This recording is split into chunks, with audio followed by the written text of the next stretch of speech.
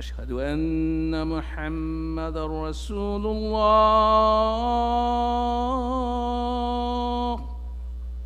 أشهد أن محمدًا رسول الله.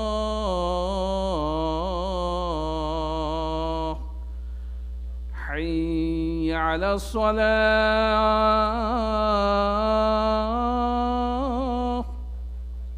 حي على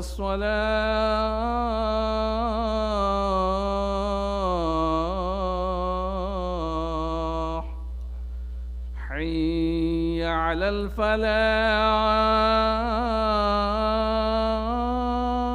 الفلاح. حي على الفلاح.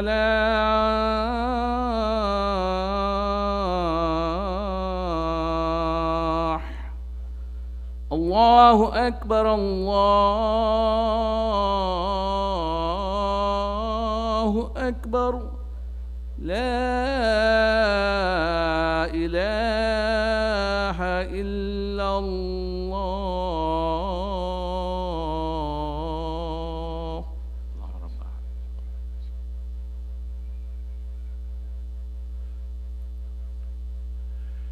أعوذ بالله السميع العليم من الشيطان الرجيم. بسم الله الرحمن الرحيم. الحمد لله إن الحمد لله نحمده تعالى ونستعينه ونستغفره ونعوذ بالله من شرور أنفسنا ومن سيئات أعمالنا. من يهدي الله فلا مضل له ومن يضلل فلا هادي له. ونشهد أن لا إله إلا الله وحده لا شريك له. له الملك وهو مالك الملك وله الحمد حمدا كثيرا طيبا مباركا فيه وهو على كل شيء قدير. ونشهد أن سيدنا محمدا عبده وحبيبه ورسوله لا نبي بعده. بلغ الرسالة وأدى الأمانة ونصح الأمة. اللهم صل وسلم وبارك على سيدنا محمد وعلى آله وصحبه ومن تبعوهم وسلك منهجهم بإحسان إلى يوم الدين. خير كلام كلام الله وخير هدي هدي محمد صلى الله عليه وسلم وشر الأمور محدثاتها فكل محدثة بدعة وكل بدعة ضلالة وكل ضلالة في النار. رضيت بالله ربا وبالإسلام دينا وبمحمد صلى الله عليه وسلم نبيا ورسولا وبالقرآن كتابا. وكفرنا بكل طواغيت على الأرض. فمن يكفر بالطاغوت ويؤمن بالله فقد استمسك بالعروة الوثقى لا انفصام لها والله سميع عليم. وأما بعد، قال حق تبارك وتعالى في القرآن المجيد بعد أعوذ بالله من الشيطان الرجيم. بسم الله الرحمن الرحيم. يا أيها الذين آمنوا اتقوا الله. يا أيها الذين آمنوا اتقوا الله حق تقاته ولا تموتن إلا وأنتم مسلمون. واعتصموا بحبل الله جميعا ولا تفرقوا. Till the end of the verse. We seek refuge in Allah from Satan the accursed. We begin with the name of Allah, most gracious, most merciful. We praise and we glorify His holy name. We beseech His forgiveness for our shortcomings and our mistakes. We ask His guidance in all matters. We bear witness to His oneness and His unity without associating any partners with Him in any way, shape, or form. And we bear witness to the prophethood of Muhammad bin Abdullah alayhi salatu wassalam. May the choices of peace and salutations be upon him, his purified family and righteous companions, and all those who follow in his footsteps until the day of judgment. As to that which follows, my dear respected brothers and sisters, Allah subhanahu wa ta'ala reminds us in His holy book, O you who believe, be conscious of Allah as you should, have taqwa in Allah as you should, and do not dare leave this world, except as those who have willingly and conscientiously engaged in loving surrender to Allah alone. And the next part of the verse gives us an indication as to how this, a clear indication as to how this is to be accomplished. And do not separate from one another as a group, as a jama'ah, holding all together to the rope which Allah extends for you. That habal, that cable, that rope, that lifeline, as our scholars have said almost in unison over the time and space, is the Quran and Sunnah. My dear respected brothers and sisters, I'd like to share with you some thoughts today on those who have, with their bodies, with their example, with their breath, with their walking, with their talking, with their embrace of one another, with their commitment to truth, and most importantly to justice, have given shahada, have said kalima shahada with their lives. Our brothers and sisters in Gaza as we speak, and in Philistine, and in other parts of the world, but especially in Gaza. They're living shahada, living witnesses. And for those of us who understand the faith to Allah's oneness and unity, their aqeedah is correct. Their philosophy is correct. Their practice of Islam is correct. Their example to the world of what it means to stand for truth and justice is something that will never be forgotten by the will of Allah. If we need not have any other witness to this, it is sufficient to note what the Palestinian Ministry of Health observed. They said we cannot normally, as we smell the bodies of people and the corpse of people, we normally smell the decomposition and the rancid smell associated with it, but we cannot smell that in the hospitals that still remain standing in Gaza. We can't smell that smell when we're by the rubble of the people and the women and the children and the entire families who were lost under that rubble. We can't smell that rancid smell of a rotting corpse. Instead, we smell bisk. We smell the perfume of paradise. We don't smell the rancid odors, we smell the perfume of paradise. My dear respected brothers and sisters, this is a moment of testing. Not for our brothers and sisters in Gaza, the families. It's a moment for they have taken the test and they have passed it. It is an ibtila, it is a test for us here who are not under the bombs. More bombs delivered in the last 3 weeks than delivered in the entire time of America's involvement and other nations together with them in the bombing of that abhorrent ideology and abhorrent group of ISIS over the course of many months. In fact, some of those who are counting the intensity of the explosions have said collectively there has been more that has fallen on Gaza since October 8th than has fell on Hiroshima with a nuclear bomb during World War II. But the test is upon us. Where do we stand? What do we say? How do we speak up? For this place, which is the land of Al-Aqsa, it is Ardul Muqaddas. It is a blessed place. It is a holy place. It is a sacred place. Where do we stand? Allah subhanahu wa ta'ala mentions in the Holy Quran, in Surah Al-Isra, which is worth studying, and I'm reminding myself and all of us, including in its tafsir, because Surah Al-Isra means the night journey. And it speaks about Isra wal Miraj, the Prophet's famous night journey and ascension to the heavens. But it is also called Surah Al-Bani Israel, the chapter on the children of Israel, because it has something to say about what's happening today in that part of the world. And our time is limited with you, but we'll have some brief reflections on Muslim responsibility by way of reminder to myself and all of us, to Al-Aqsa, to the land of Al-Aqsa, Al-Philistine, and to our brothers and sisters in Gaza.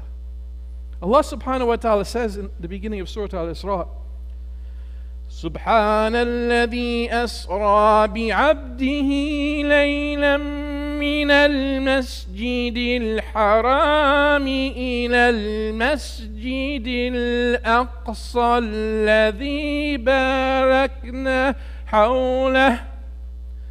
باركنا حوله لنريه من آياتنا إنه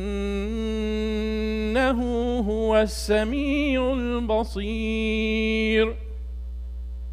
Glory be to the one, Allah, who took his servant Muhammad alayhi salatu wasalam by night from the sacred mosque, from the Kaaba, Masjid al-Haram in Mecca, to the farthest mosque, Al-Aqsa in Jerusalem. Around that mosque in Jerusalem, expanding out beyond Jerusalem to include all of Philistine, and some of the scholars say moving into Lebanon, what we call today Lebanon, Jordan, and Syria,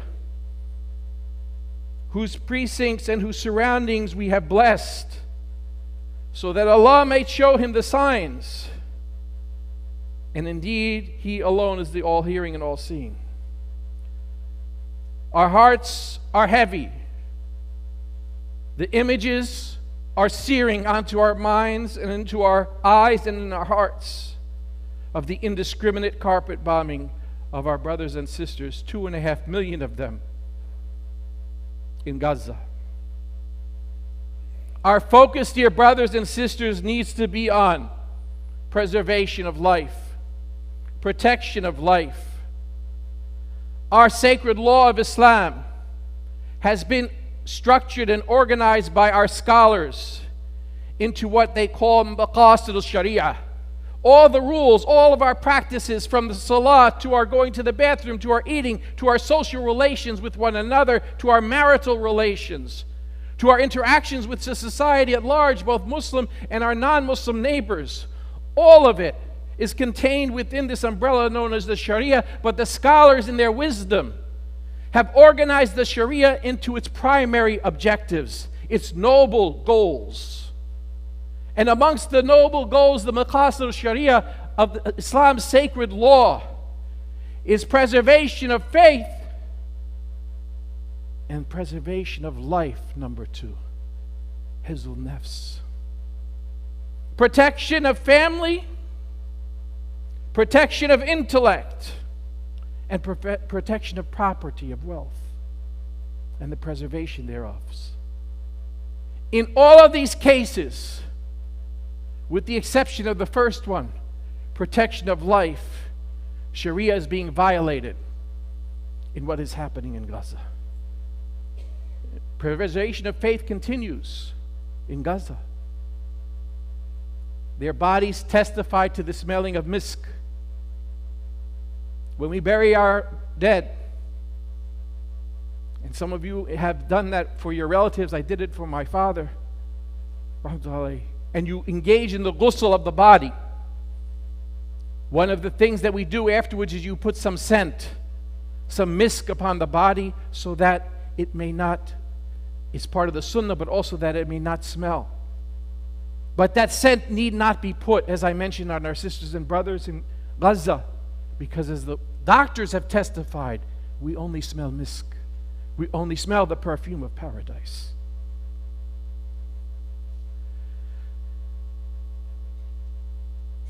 We need to work, though, on the second objective of Sharia, which is preservation of life. Everyone who has a soul, who has a consciousness, who has even a little bit of goodness in their hearts, sees what's happening in Gaza. It doesn't matter their faith. And doesn't matter the amount of time that the mainstream media has tried to make it disappear. And it doesn't matter how many Facebook posts are being taken down through algorithms that are making the news stories disappear, because there is so much that is happening live in so many different areas that's being shared. Nobody can run away from it. They understand that it is about preservation of life. And preservation of life means first and foremost a ceasefire. On all sides, for everybody. It needs to stop. And we who have been given voices and the freedom to speak out, because they cannot speak out. They're speaking with their bodies and their lives, but they cannot speak out. In this land, which is a democracy, in which each and every one of us has a right to say what we believe, to practice what we believe, and to call our elected officials out, because after all, it is our money, our tax dollars, which we pay, that are paying their salaries. And it is our tax money and our tax dollars that they're making decisions to buy weapons instead of food. We have the ability to speak out, and we need to. My dear respected brothers and sisters, justice and adl and qist in our faith is a central pillar. In the second khutbah, Allah gives me the life and the ability, I will say at the very conclusion of it something that began during the time of Umar radiallahu anh. Not Umar bin al-Khattab, but his relative, the fifth righteous Khalifa, as he's sometimes referred to amongst the Muslimin. For it was during his time in which the entire Ummah was so well off that they did not have anybody to give zakat to. It was during his time that he sought to remind the people and encouraged all of the khatibs in the Muslim Ummah of that time in their second khutbah to recite the following verse. Inna Allah ya'muru bil adli wal ihsan. The goodbye message of Salatul Jummah around the world, in the thousands and thousands of masjids. At the end of the second khutbah, the advice that we are left with for the week. It's not a requirement, but it has become a common practice. Doesn't matter the madhahib, the school of thought. Indeed, Allah has commanded you justice. Wal ihsan and qist, and fairness and equity to your relatives and to others. That's the advice. Stand with adl. Stand with qist. And how do you know where adl and qist are? Adl and qist are where there is an absence of it, where there is injustice, where there is zulm. It's not in the air, it's in the land, it's among the people. You can recognize zulm because it's all about someone stepping on someone else. You can identify the zalim, and you can identify the victim, the mazlum, the one to whom injustice is being done. It doesn't require rocket science. Yes, it requires truth, and there has been a lot of lies that have been told. But even then, the lies begin to disappear and the truth begins to manifest itself. So don't listen to the lies. They say that in a war, the first casualty is the truth. The second casualty are the innocent. Learn the truth. There are sources to get truthful information, as we as Muslims are always cautioned. Be careful who you get your information from. Verify. United Nations is one good source because they have people on the ground, and they technically have an objective opinion. Go to the UN.org, look at their website, read the information there to get your numbers, your statistics, your facts correct. There's others who offer this information as well, but they are few and far between and have to be sorted through. But once you know the truth, you need to share it with others. You need to ensure that others know what is happening to the extent and ability that you have. And you have to do so in a way which is wise. not stupid. We as Muslims are the people of wisdom. Bil-hikmah wa ma'idhatul hasana.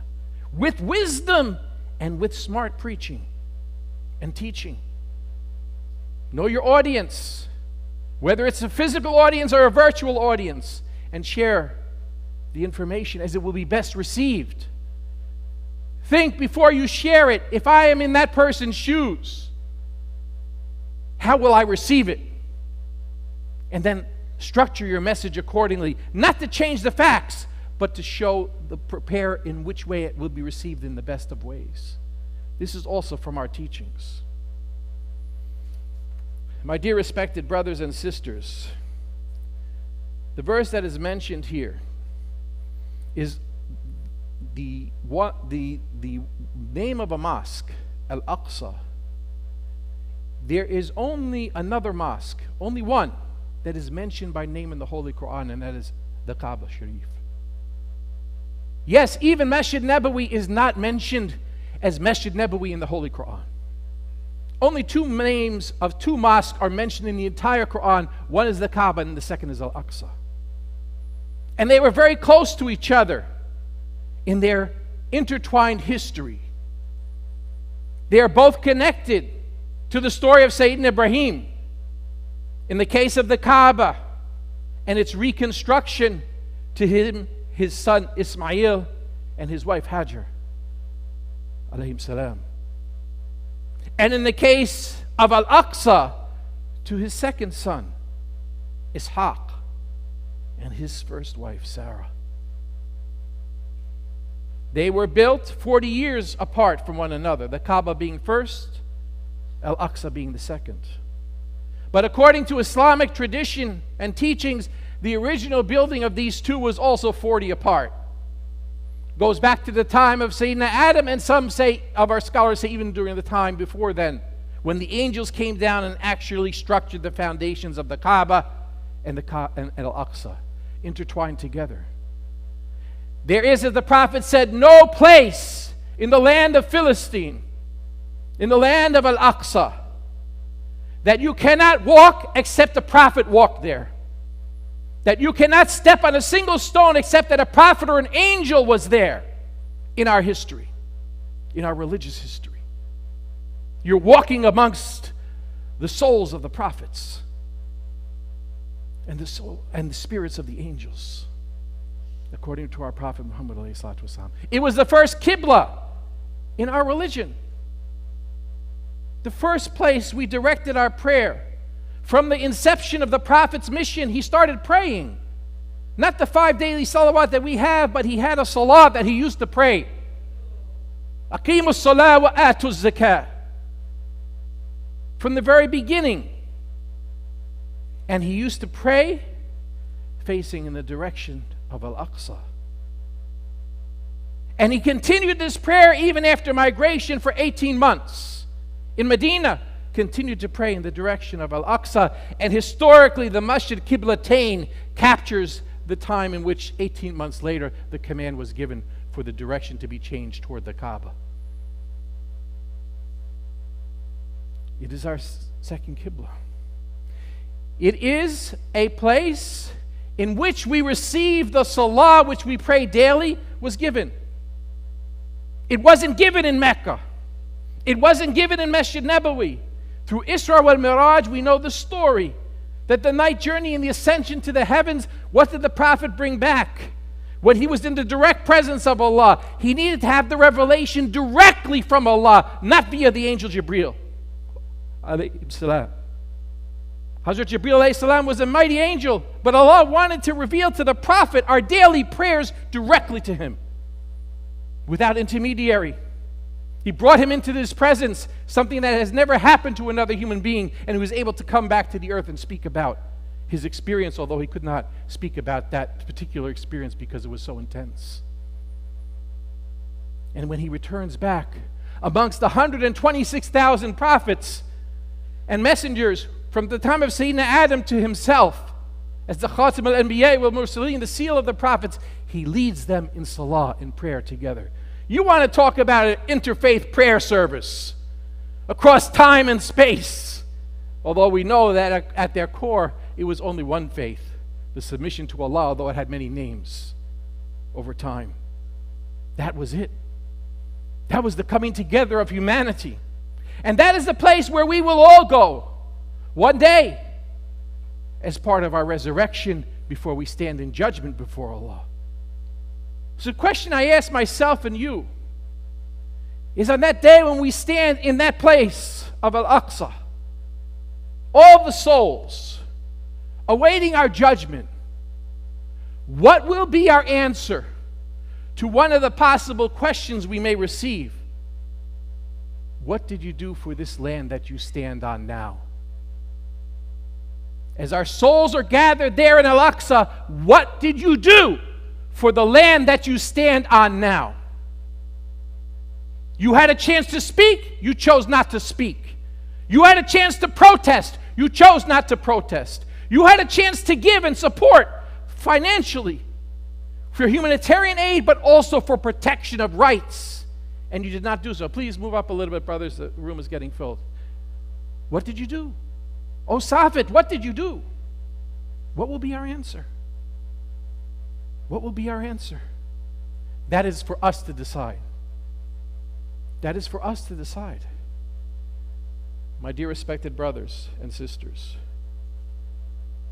these are some of the reasons Al-Aqsa is important. But what about the people of Al-Aqsa? And here I share one story with you before I sit down and we do the salah, the second khutbah and the salah. On October 8th, and October 7th, and October 9th, when we heard about what had happened, the atrocious killing of civilians, and let's make no mistake about it, من قتل نفسا بغير نفس أو فساد في الأرض فكأنما قتل الناس جميعا.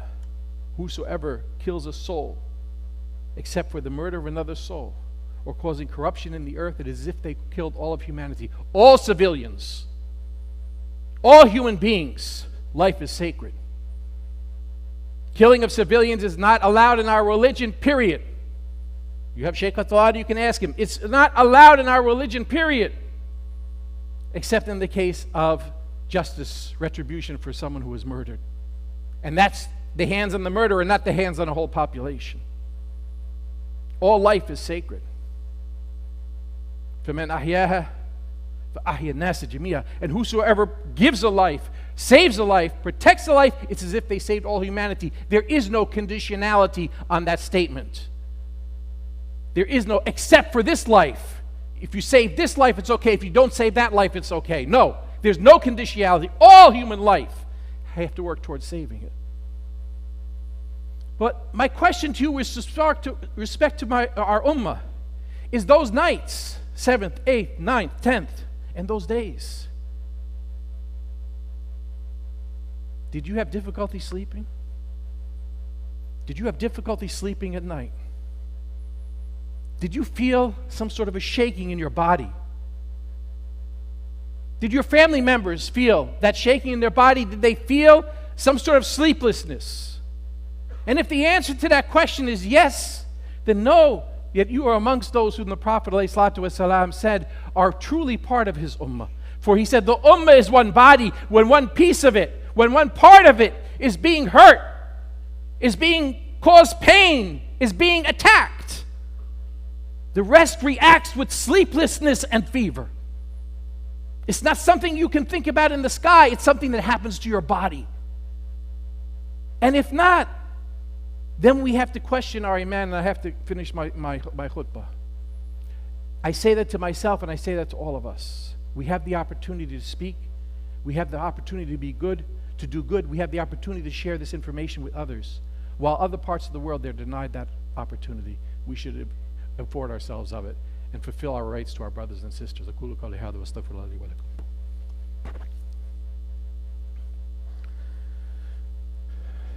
الحمد لله الذي هدانا لهذا وما كنا لنهتدي لولا أن هدانا الله. My dear respected brothers and sisters, I'll leave you with this hadith and we'll make du'a salah. There's a saying of the Prophet ﷺ with regard to which masjids we can specifically go to visit, to make a pilgrimage to, or a ziyarat, a holy visit to? He said 3. He said, visit the Kaaba, wa Masjid Hada, my mosque, wa Masjid al-Aqsa. These are the 3 that he said you should visit, you should go to. Someone asked a question recently of one of our brothers here in New Jersey, who 20 members of his family were killed in one shot in Gaza. And we know our beloved Sheikh Qatalani, 15 members of his family were killed in one shot. They were shaheed. But they asked the brother the question, what can I do? And he said, you can speak out. You have a telephone? Call your elected representatives and say, ceasefire now. Ceasefire now. You have a right as a citizen to do that. You'll have someone on the other end of the phone. In a nice way, say, I want my representative to vote for the resolution for a ceasefire. End of killing. For everybody. But what else can I do? And one brother raised his hand and said to the speaker, I don't have a question. But for those who are asking, what else can I do? And I'm not a scholar, he said. I give them this advice. The Prophet said, visit these 3. To each and every one of us in this room, I say to you, if you've made your Hajj and visited the Prophet's mosque, don't make a second Hajj until you visited Al-Aqsa. Once you visit Al-Aqsa and you see and you feel the strength of the people there, their hospitality, their generosity, and you see before your eyes the persecution. Nobody has to tell you what it means to have a heart that feels for Philistine. Nobody has to tell you about a heart that respects the people of Palestine and their defense of Islam. For the Prophet said, there will be people in my ummah who will be like this with one another. How many of us are like this with our brothers and sisters here? We give them salams on the way in and salams on the way out. Even at Isha prayers, alhamdulillah, we come, we give them salams and we don't know what happened. And then we find out the next day a brother next to us died. Why do we know what happened? We're not connected like this. He said they're going to be a people that are connected like this. And he said they will support one another and they will defend the faith. And they will only be defeated by hunger and some illnesses associated with it. That will be the only afflictions they will have. And the Sahaba said, we want to be with these people. Where are they? Because they didn't recognize that story as explaining themselves. The Prophet said they are going to be the people of Al-Aqsa. They're going to be the people of that land who are committed to struggle for truth until the day of judgment. They're defending the place which we need to visit. Let us make the intention to visit there. I am only saying this to you by words. I did it by deeds. I made my Hajj in 2018 for the first time with my wife. And this past January, I was in Al-Aqsa. I saw with my eyes. I saw with my heart what they're going through. A little taste of it, but it was enough. Nobody needs to tell me about Palestine anymore. And my responsibility to our ummah who's defending the third most holy site of our religion. اللهم ارنا حق حقا وارزقنا اتباعه وارنا باطلا باطلا وارزقنا اجتنابه اللهم ارزقنا حبك وحب رسولك وحب من ينفعنا حبك اليك ربي فحببنا وفي انفسنا لك ربي فذللناه وفي عيون الناس فعذبنا من سيء الاخلاق فجنبناه من صالح الاخلاق فقومناه وعلى صراط المستقيم فثبتناه وعلى اعدائك اعداء الاسلام اللهم انصرنا ولا تنصر علينا اللهم انصرنا اخواننا في فلسطين اللهم انصرنا اخواننا في فلسطين اللهم انصرنا اخواننا في فلسطين وكل مكان يا رب العالمين اللهم ربنا آتنا في الدنيا حسنة وفي الآخرة حسنة وقنا عذاب النار وقنا عذاب القبر وقنا عذاب الميزان ربنا اغفر لنا ولوالدينا وللمؤمنين يوم يقوم الحساب ربنا هب لنا من ازواجنا وذريتنا قرة أعين واجعلنا للمتقين إماما اللهم ربنا آتنا في الدنيا حسنة وفي الآخرة حسنة وقنا عذاب النار وقنا عذاب القبر وقنا عذاب الميزان ربنا اغفر لنا ولوالدينا وللمؤمنين يوم يقوم الحساب ربنا تقبل منا انك انت السميع العليم وتب علينا يا مولانا انك انت التواب الرحيم وصل على سيدنا محمد وعلى اله وصحبه اجمعين ان الله يأمر بالعدل والإحسان وإيتاء ذي القربى وينهى عن الفحشاء والمنكر والبغي يعظكم لعلكم تذكرون ولذكر الله أكبر والله يعلم ما تصنعون وأقيموا الصلاة إن الصلاة تنهى عن الفحشاء والمنكر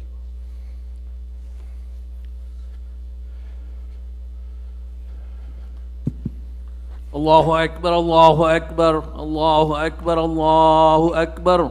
أشهد أن لا إله إلا الله أشهد أن لا إله إلا الله أشهد أن محمد رسول الله أشهد أن محمد رسول الله. حي على الصلاة حي على الصلاة حي على الفلاح حي على الفلاح.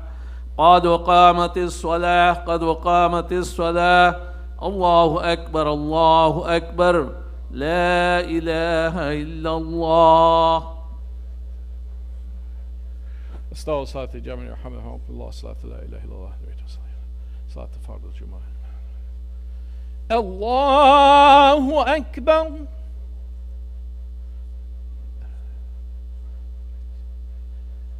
الحمد لله رب العالمين الرحمن الرحيم مالك يوم الدين. إياك نعبد وإياك نستعين.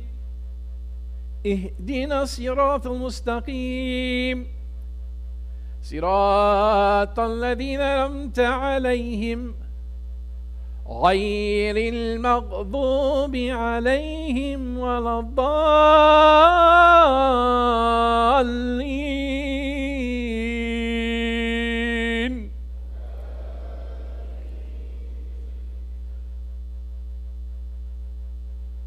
والعصر إن الإنسان لفي خسر إلا الذين آمنوا وعملوا الصالحات وتواصوا بالحق وتواصوا بالصبر. الله أكبر.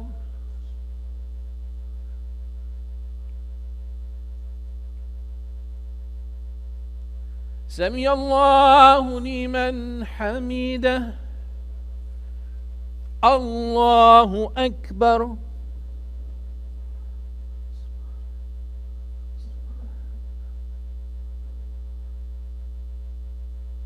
الله أكبر.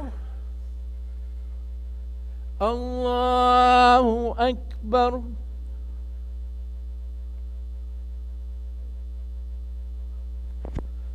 الله أكبر. الحمد لله رب العالمين الرحمن الرحيم مالك يوم الدين. إياك نعبد وإياك نستعين. اهدنا الصراط المستقيم صراط الذين أنعمت عليهم غير المغضوب عليهم ولا الضالين.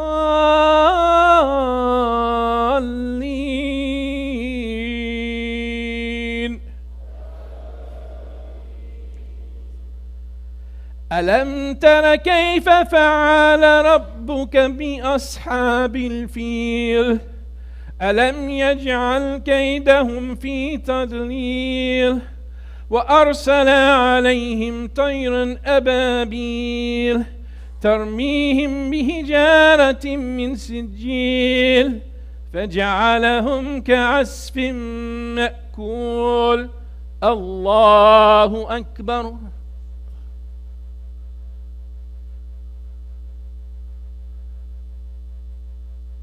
سمع الله لمن حمده. الله أكبر.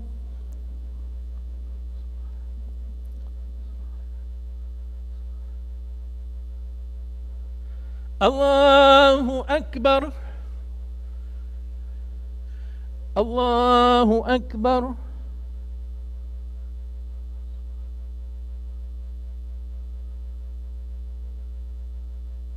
الله أكبر.